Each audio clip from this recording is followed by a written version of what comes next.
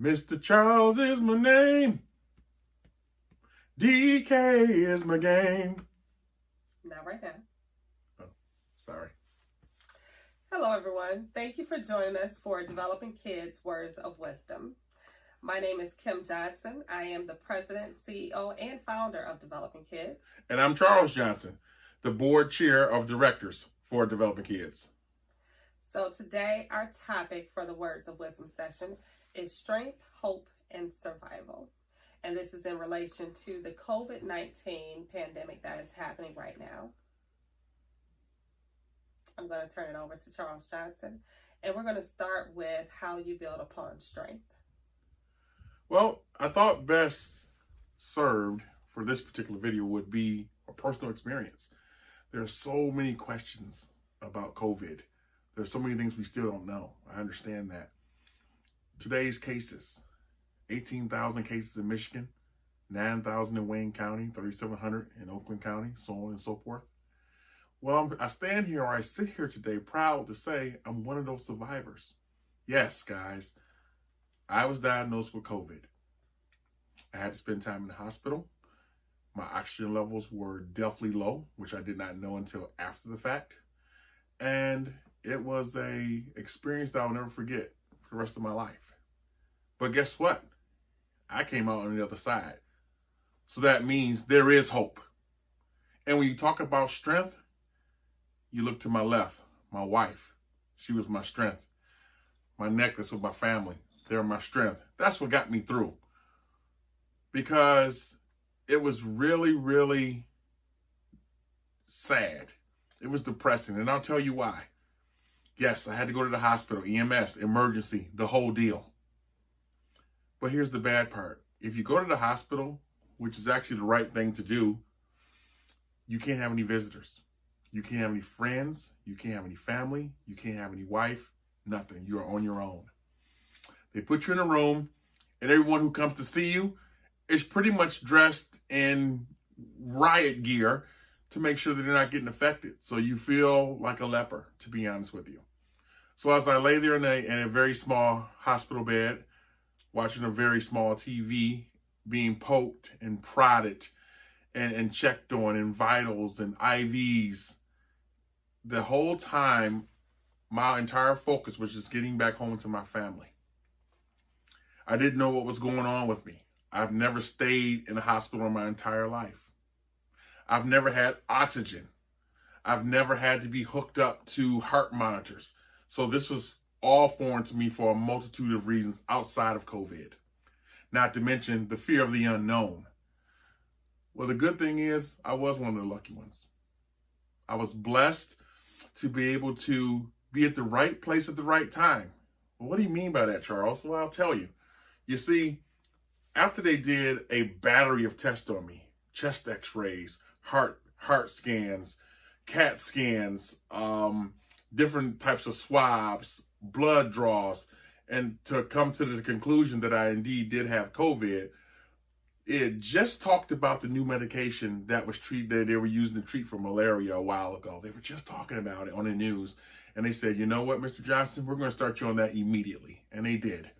And thank God for that, because 3 days later, I felt significant difference to the point that toward the end of the week, they were more than comfortable with sending me home.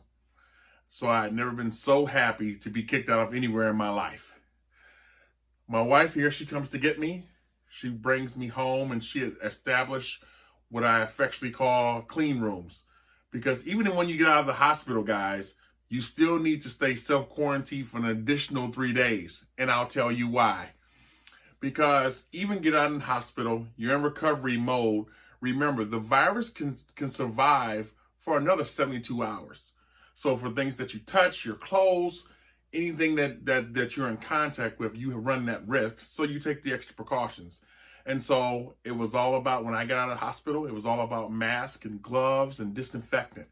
And so I stayed in my room with my own bathroom for the next 3 days, while my wife, my daughter, and my son, they stayed in separate rooms with their own bathrooms. So although we were in the same house, I really didn't get a chance to see them.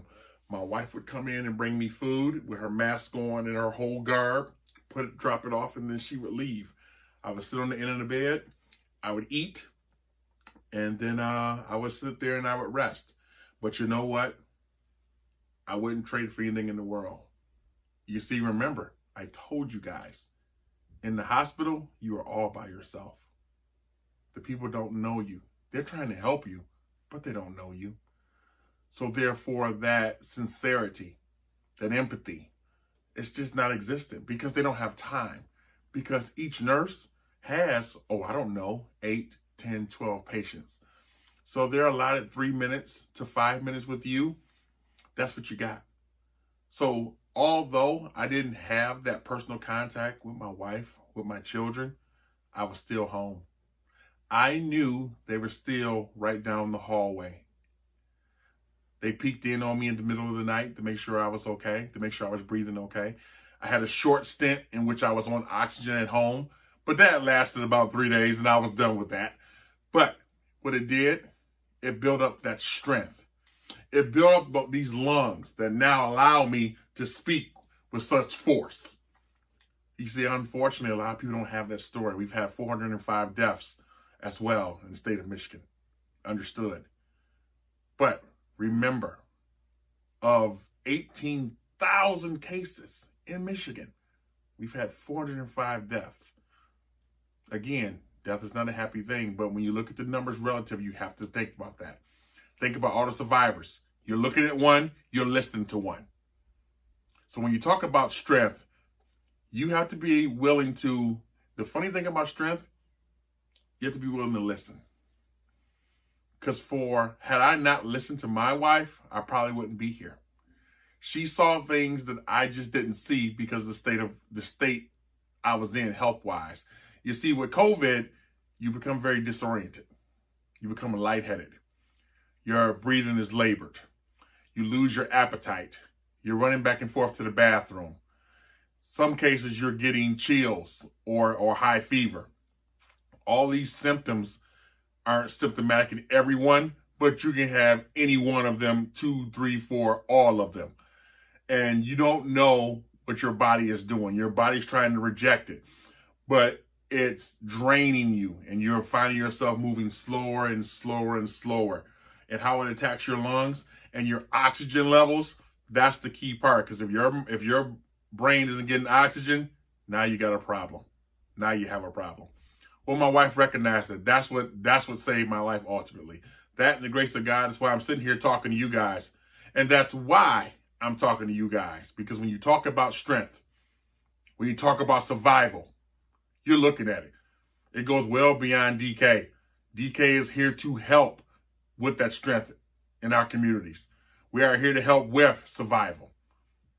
We are still here, we stand strong, and we remain strong. So a few things that Charles mentioned about just making sure that you are sanitizing things at home. Prior to us finding out that he had COVID-19, we were still being careful, even though we were told he did not have COVID-19 for several days while he was here at home, through talking to doctors and nurses over the phone, even having the emergency medical services come out to the home. They didn't believe he had COVID-19. And so he stayed here at the house. And so I would say to make sure that you are cleaning things. There are times when I had to go out to the store to get a few things. I had to go get prescriptions, and it was making sure that I sprayed myself down completely with Lysol every time I went in and out of the house, including my shoes, all of that before I came in, and even sprayed the inside of the car, the outside of the door handles. If I had to use something at the store, I carried a can of Lysol in my purse and sprayed the entire basket down before carrying it, reaching out to touch it, but kept gloves on, kept the mask on, and only going out of the home for things that were essentially needed.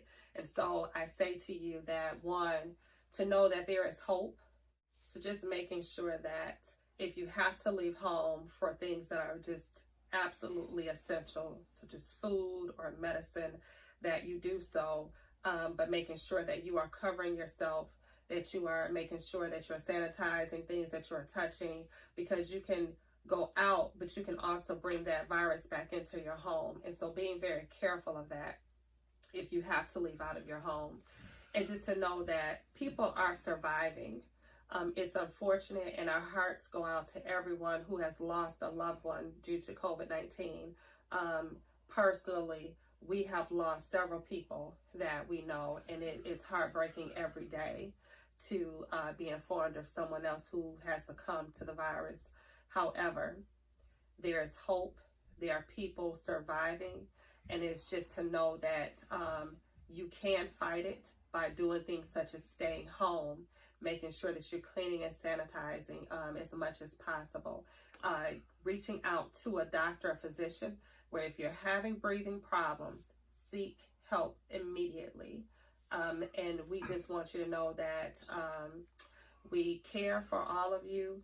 We wanted to share our story to let you know that through this pandemic, again, there's hope and people are surviving. And one thing I would add to that, guys, social distancing is real. This is not time to go hang out at Belle Isle. This is not time to say we're going to have a cookout and everybody come over because no one's going to work. This is not the time, even in that grocery store or when you're getting that medication, keep your distance 6 feet minimum. It is serious. That is how we will slow this thing down. That is how we will win. And we will win. We are Detroit strong. Enjoy your day. Thank you.